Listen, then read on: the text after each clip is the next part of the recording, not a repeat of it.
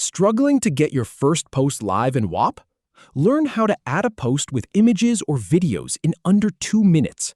I'll walk you through logging in, opening your business, adding media, and hitting publish.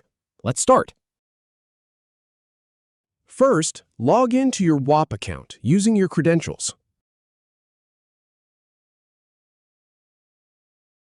Once you're in, open your business dashboard.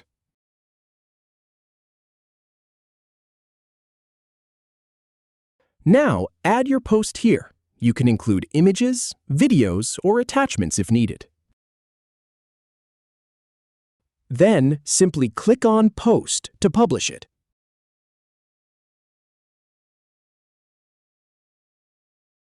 If you have any feedback, or if any info is inaccurate, please leave a comment below.